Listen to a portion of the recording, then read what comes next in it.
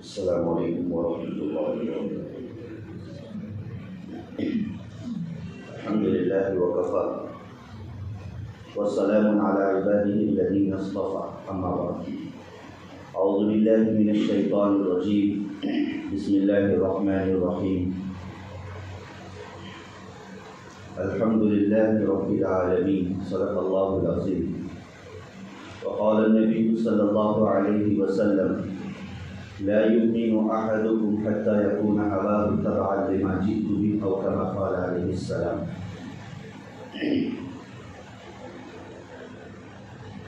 ہم سب کا ایمان اور عقیدہ ہے کہ اس عالم کو بنانے والی ذات اللہ کی ہے۔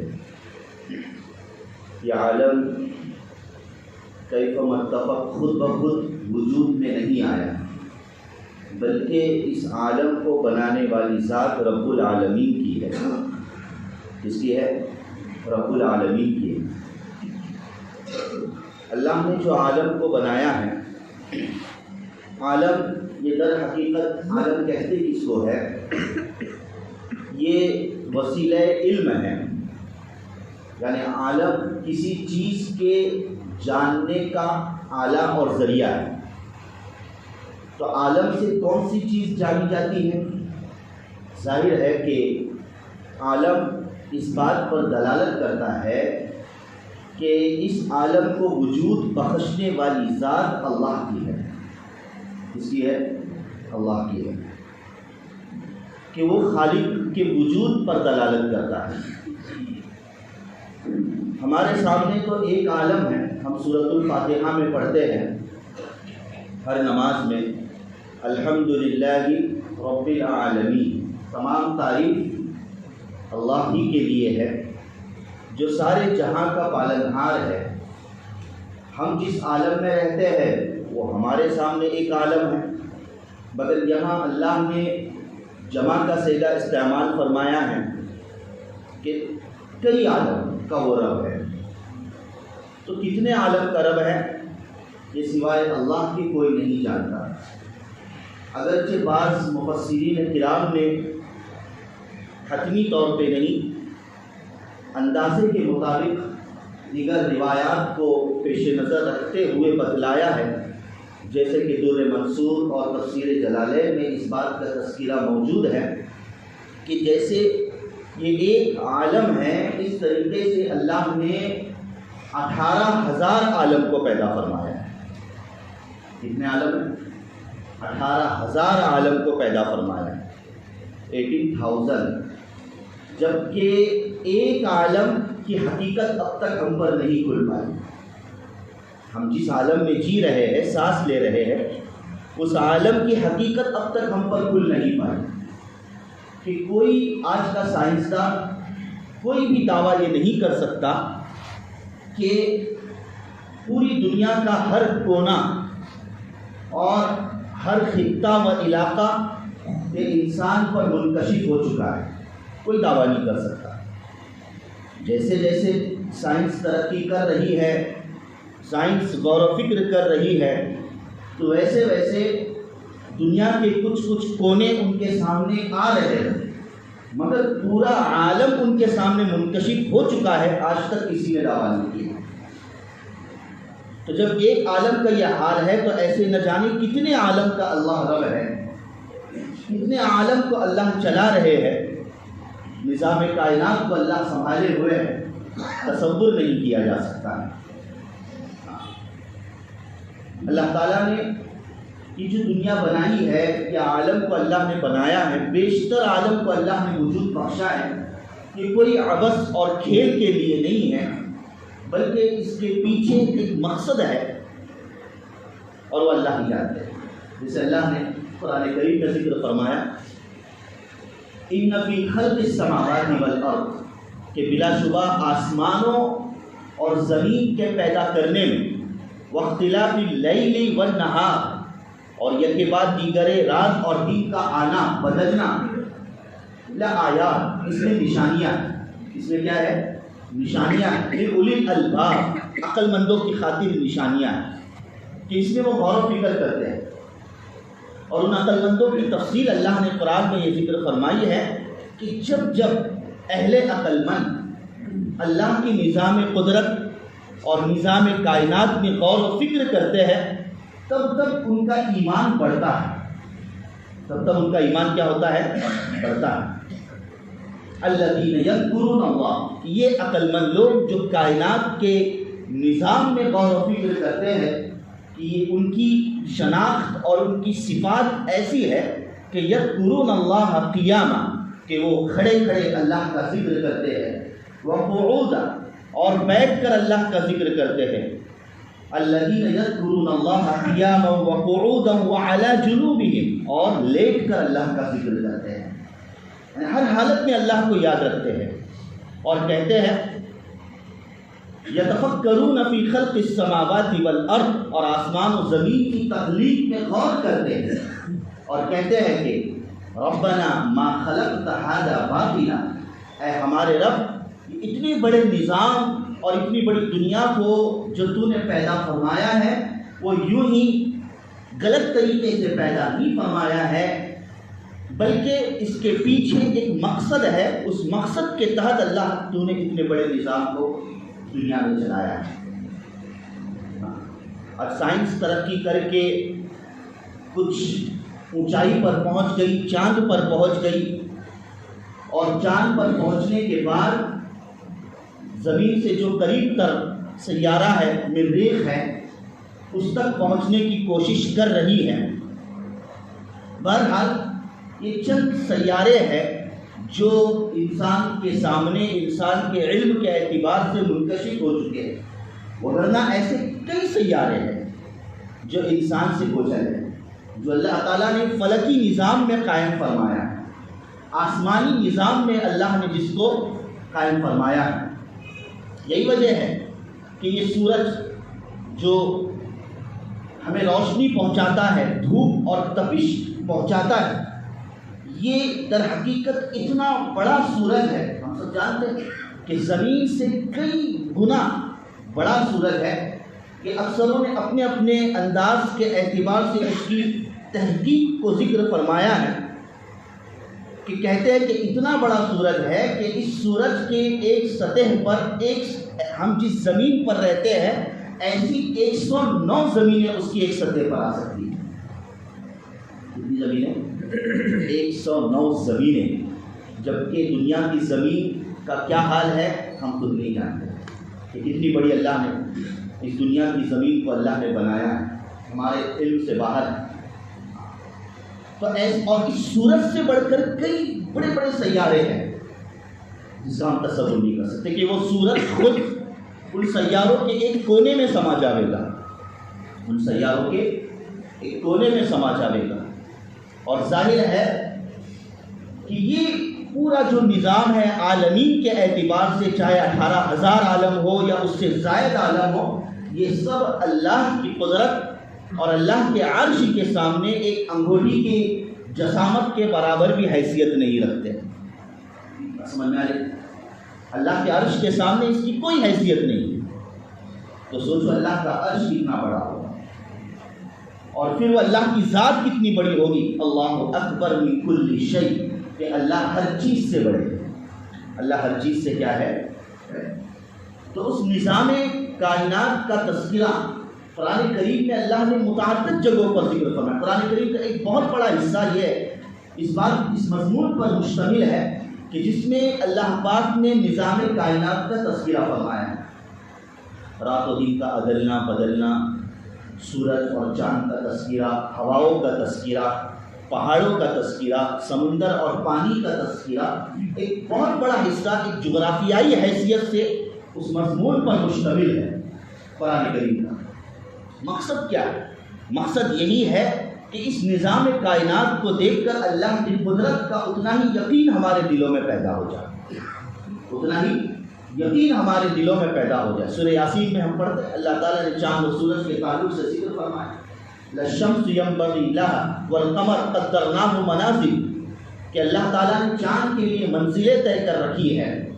اور سورج کے تعلق سے اللہ نے ذکر فرمایا لَلشَّمْسِ يَنبَغِي لَهَا أَن تُدْرِكَ الْقَمَرَ وَلَا اللَّيْلُ سَابِقُ النَّهَارِ کہ سورج کی یہ مجال نہیں، اگرچہ بہت بڑا ہے سورج کے سامنے چاند کی کوئی حیثیت نہیں ہے، بہت بڑا سورج ہے، مگر سورج کی یہ مجال نہیں کہ يَنبَغِي لَهَا أَن تُدْرِكَ الْقَمَرَ کہ وہ چاند کو وہ مغلوب کر دے۔ سورج کی یہ حیثیت نہیں کہ چاند پر غالب آ جاوے اور چاند کو پکڑ لے۔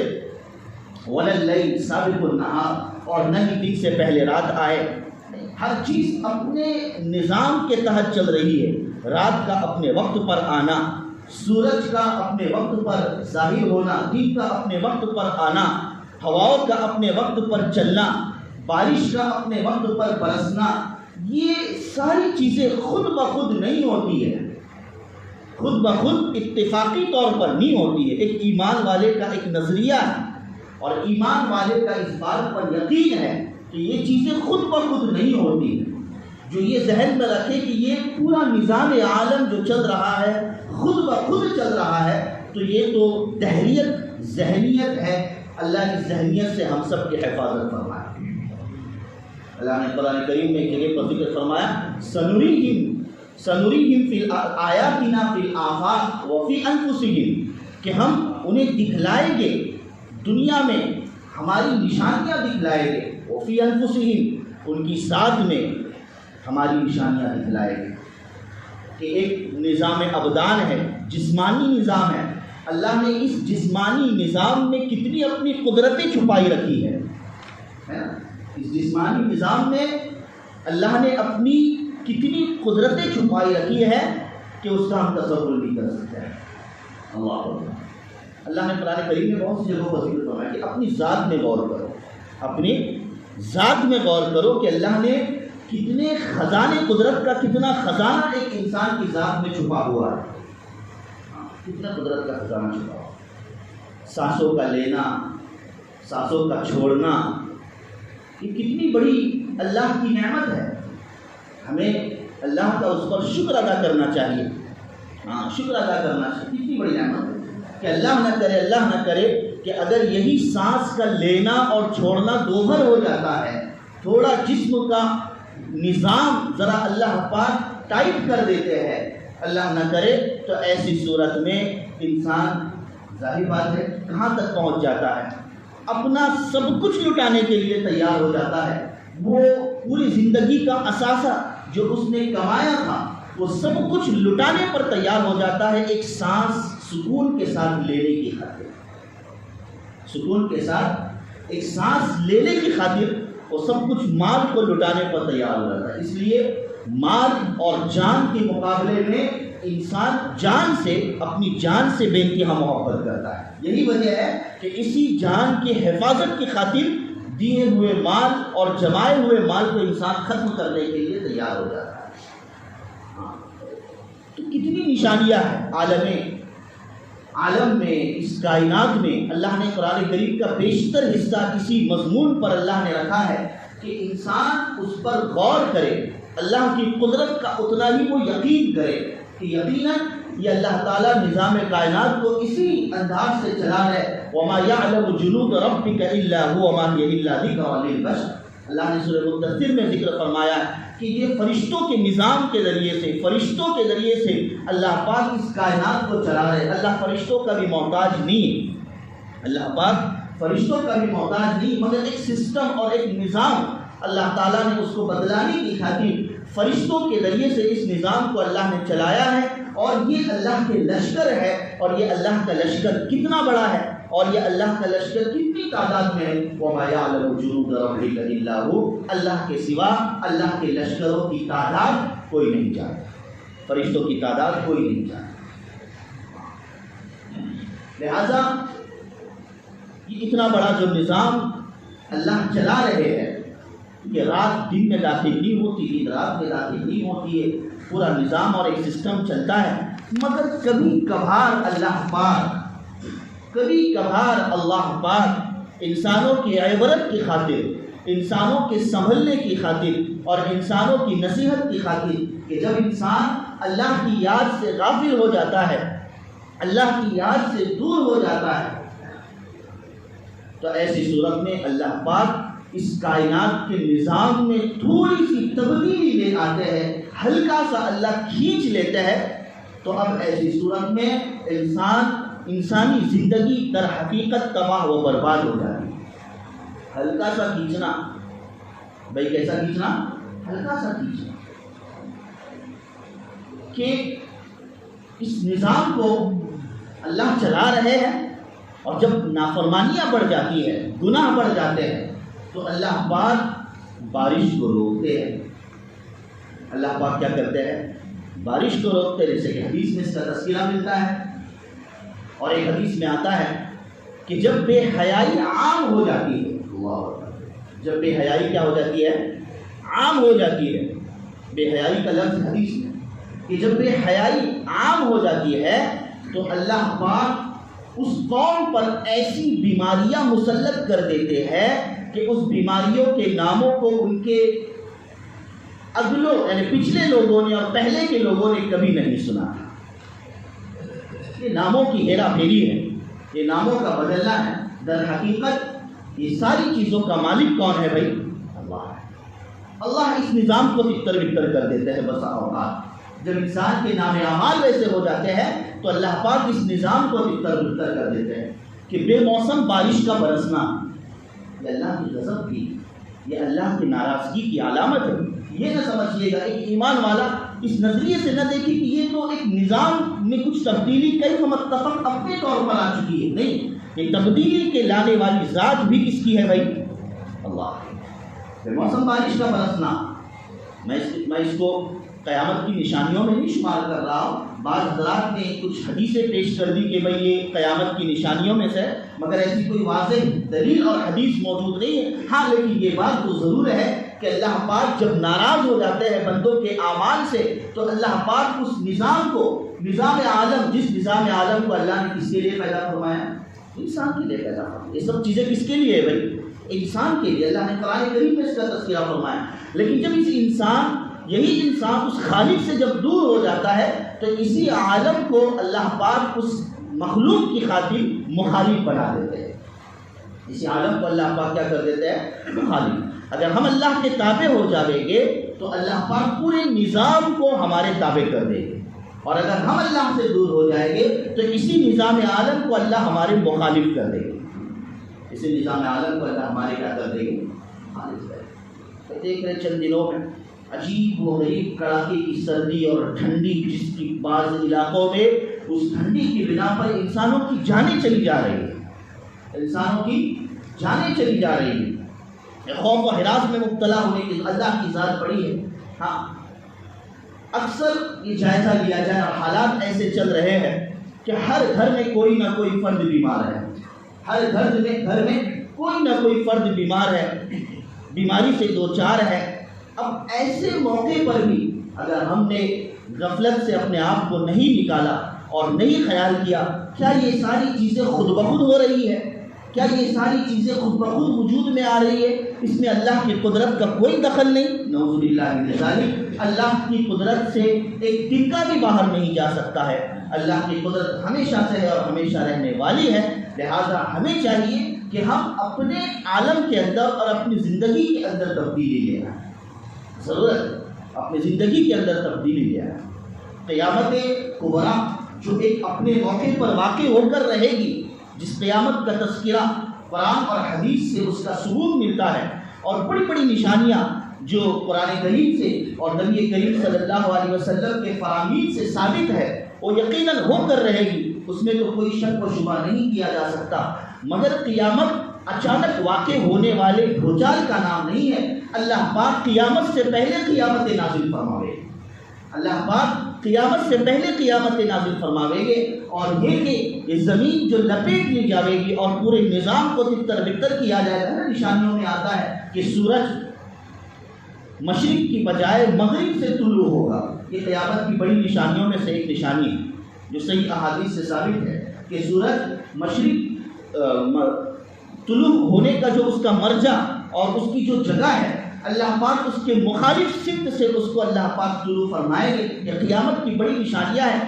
تو یہ اس سے پہلے یہ نظام عالم کی تبدیلیاں اور احوال کی تبدیلیاں یہ در حقیقت اللہ کی ناراضگی کی علامت ہے۔ اب ایسے موقع پر انسان کا کام ہے اللہ سے توبہ اللہ کرے، اللہ سے معافی مانگے، اپنے سیئات کو حسنات سے بدلنے کا اللہ سے مطالبہ کرے کہ اللہ اس بات پر قدرت رکھتے ہیں کہ ہواؤں کو چلانے پر قادر ہے، مخالف طریقے سے بے موسم بارش برسانے پر قادر ہے، بے موسم ٹھنڈی اللہ پاک نازل کرنے پر قادر ہے، اللہ کچھ بھی کر سکتی ہے، اللہ بدلا رہے ہیں۔ اب ایسے موقع پر یہ کمزور انسان جو اللہ سے بغاوت کرے اور اللہ کی قدرت کو چیلنج کرے اگرچہ بزبان حال، تو ایسی صورت میں اس سے بڑھ کر کوئی بات ہی نہیں ہو سکتا۔ وما اللہ تعالیٰ نے قرآن کریم میں اس کا تذکرہ فرمایا ہے۔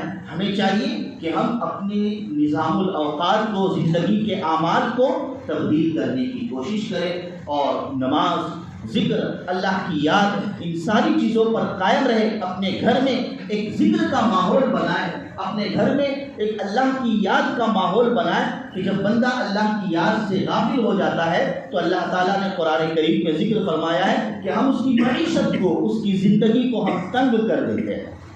کیا کر دیتے ہیں؟ تنگ کر دیتے ہیں، اس کا جینا دشوار ہو جاتا ہے۔ اگر ہم چاہتے ہیں کہ ہماری زندگی پرسکون بنے تو ہمیں چاہیے کہ ہم اللہ کی یاد سے کبھی غافل نہ ہو۔ اللہ پاک وہ ذرائع ہم تمام کو نصیب فرمائیں، آمین یا رب العالمین۔ وآخر دعوانا